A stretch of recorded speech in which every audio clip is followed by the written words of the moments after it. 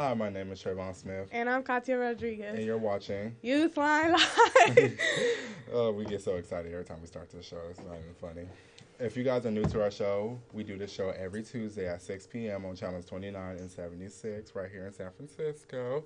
And if you guys didn't know it or not, it's in the middle of October. We're creeping into October, the middle of October. And we're noticing there's a lot of like scary things going on. So scary to where it's causing people to be unsafe, right? Mm-hmm. So right now we're about to talk about all types of different ways that we can keep you guys safe. Just think of this show as like a PSA to keep you guys safe out here because, you know, it's a lot of unsafe things going on in October, especially when Halloween is coming on. Main one, today's show is basically going to be about safety throughout October.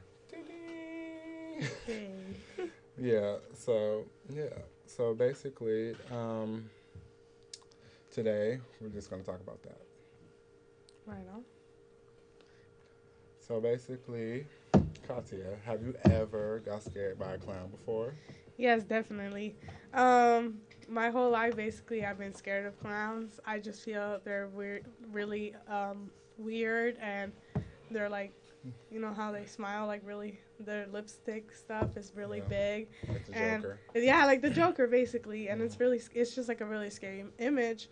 And I don't know, I went to Halloween like haunt at Great America and actually been chased by a clown over there. So that's when when I've been afraid ever since, because it chased me into the bathroom, and that was kind of scary. Right. For me, one time, I was at Great America. Yes. Like again. And I was like really a tough child. Like I really didn't like people touching me or people in my space. So basically, every time a clown used to scare me, I used to like hit them, and then I'd get banned from the park.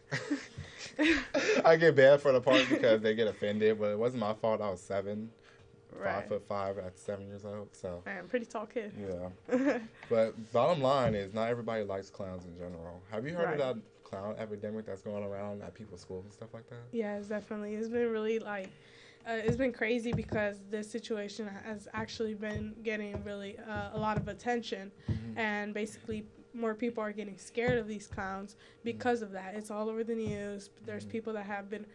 My little sister actually told me that she saw a clown walking near her school, and she's a fifth grader, and she was like, "Oh no, I'm really scared." So yeah, so basically we have a video for you guys to give you guys like a quick PSA on this issue. So take a look.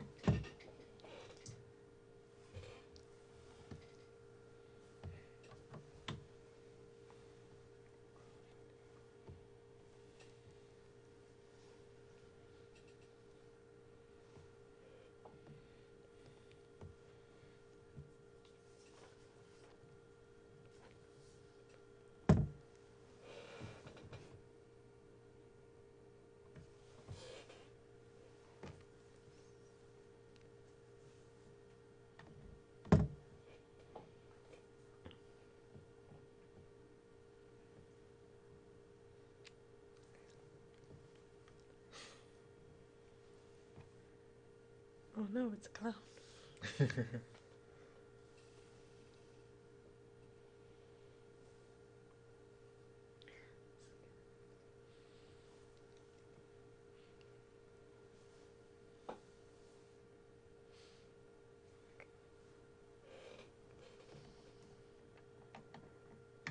So that was our PSA on clowns. What do you think? Like how? What do you think about all of this? Like all of these clowns coming up to schools and stuff like that, threatening to come up to schools. I feel like, of course, these creepy clowns, as how the news has said it, there has been a lot of like copycats that basically starting to wear masks and starting to dress up as these clowns just to bring scare into the people, and of course.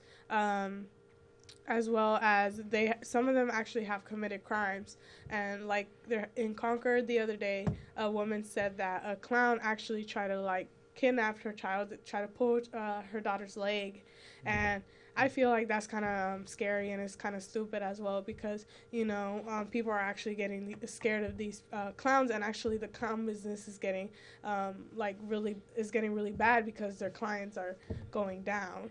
Right. And I feel like they have their own like Instagram and Twitter. Like, is it really that serious to have an Instagram and a Twitter to Do you know scare the name of it? people? Not exactly. Somebody told me, but I really Yeah. didn't remember. But I think it's something like clowns is gonna get you or Oh something. yeah, I Something remember. like that. But I feel like that is really like really getting out of hand. It's really scaring children. And I feel like at first it was not a serious issue, but it's turning into one. Do you feel like it's a serious issue? I really do feel like it's very serious because, as I said before, a lot of people are getting scared. And of course, I just feel it's because Halloween's kind of around the corner as well. And it's just kind of like hyping up Halloween. But I feel there has been a lot of like accidents happening because of this, and I feel it's not safe. And also, for me, how I feel about it is at first, I'm just like, it's nothing serious. It's probably like an Instagram thing or a Twitter thing to scare people, kind of like them reposts or something that you see online talking about, we're about to make you charge or pay for Facebook or whatever it is. But now I'm just like, okay, it's getting serious. Schools are sending out these calls, and they're just basically sending out letters calling people. Apparently, the FBI is aware of this and making sure that everything is safe. Like, I guess it's a serious issue now. So yeah. Now that basically schools these days, they're banning clown masks, especially the SFUSD. Exactly, and I actually heard not a couple of days ago, SFUSD was actually sending these calls, of course, and a student from my school actually thought it was funny to put on a mask during the hallway and actually try to scare people. I was about to be one of those people getting scared until I turned around and seen that they were creeping up behind me, and personally I would have screamed so loud because of me being afraid of these clowns, and I just feel it's not funny, and it's not safe as well. Right, and it's important to stay safe during this month especially. We don't want everybody to go out and get themselves into some like funky business or something they don't even want to get themselves into. And the first things first, to keep yourself out of that, is always know where you're going. And that goes for Halloween, that goes for in general, that goes if you're playing Pokemon Go. So you always know where you're going, because you never know what you're going to run into, what people are planning. You never know what neighborhood you're in, if they're notorious for doing certain things. And you always want to be aware of your surroundings while doing so. Because, like, for example, you could be out at Halloween not knowing where you need to go, and there's some clowns around the corner ready to get somebody. Even though I don't believe it, but it could be. So you always want to be aware of your surroundings. You always want to you always want to know where you're going. So always check Google Maps if you don't know where you're going before you leave the house. If you have to go to a certain event, if you're going trick-or-treating, do not go to neighborhoods that you're not familiar with or you're uncomfortable in, or other people tell you that they're uncomfortable in, because 9 times out of 10, it's not really a good situation to be in. And backtracking on what you were saying, it's always important to carry a phone on you. Of course, phones is like your best friend. It's a way for you to call someone in case you feel like you're in danger, and also, of course, you can call 911 if anything happens. And always make sure that you're staying visible. By visible, I mean wearing bright clothing at night during the month of October, November, and December, for the fact, every day of the year, but most importantly, October. But wear bright clothing. Make sure that you're wearing, like, I don't want to say neon, because I wear neon. Like, this is kind of like a bright clothing. If you can, I don't know if you guys can see the glare on it, but it's kind of glare. It's like a bright royal blue. That's an example of bright clothing. Like, bright colors like oranges and pinks, maybe like bright greens, like a lime green or something that you can wear at night. Could really be beneficial, or people can see you when you're crossing the street, so cars won't hit you. Like, if somebody was to try to kidnap you or something like that, somebody can actually see you, and you'll actually be seen, and you can always cry for help. Exactly, and this always goes with always going with a friend.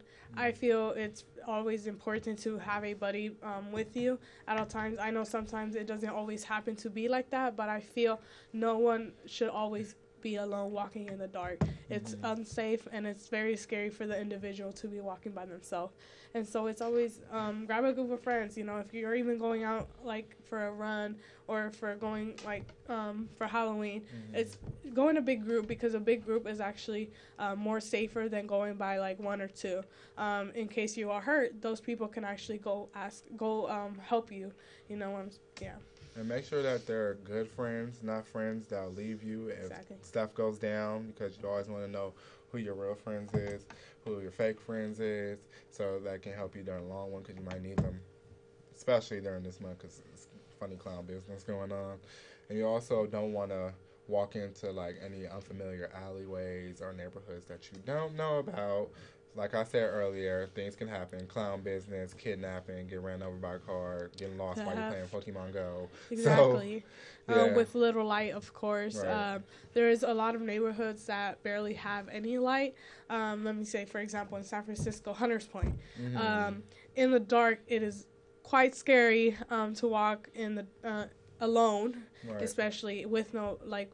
And there's like, it's really quiet neighborhood, and I feel those quiet neighborhoods really give a sense of like that you being a lot of like scared and stuff like that with when there's no light, and that really is not a safe place to be in certain times of hours. Right, and always make sure that you're in the light, right? You always make sure that you're in a place that everybody can see you. Always make sure that you're in like a busy area or a neighborhood that everybody's doing the same thing that you are doing, most likely. And now we're going to give you guys some tips on how we feel like you can stay safe. This is our tips on how you stay safe. Agree with us or not, take it or leave it. This is our tips, okay? So of course, always let somebody know where you're going. It's of course is number one rule. Your parents, of course, your friends, just to make sure if anything happens, they can help you. Tell them what time you will be back by. Give certain hours so they know what time they should expect you. Right, and your parents should also know, like, if you're, like, have this intuition if you're going somewhere or if you're not. They know what time you usually get home. Or even if you don't usually get home at a certain time, you'll be home within a certain hour. So hopefully they can look out for that. Like I said before, look out for unfamiliar areas. You do not want to go to areas that you don't feel safe in or you don't know, because, you know, you don't know. They say if you know better, you do better. But you don't know in the situation, so you want to stay safe and stay out of unfamiliar areas. And also try not to be caught unprepared. So a lot of people, when they're targeted in like the dark and in unfamiliar areas, it's always important to walk confidently because it shows that you are not scared. Right. And always, this might sound kind of weird, but take a pet with you. Because they, you know, man's best friend, woman's best friend, whatever you want to call it, they can help you out in certain situations. Like, they could bite somebody, you know, even though that's not very politically correct. That's how I feel. They could bite somebody to help you out, especially if you have like a Rottweiler or something, or even a Chihuahua, because those things are vicious. But I mean, it basically decreases the chances of you getting hurt. Yeah, it's basically like taking a buddy with you. It's a companion, and of course, if you're walking it, it's more easier for you to be safe. Right, and also make sure that you take precautionary measures if necessary, like pepper spray.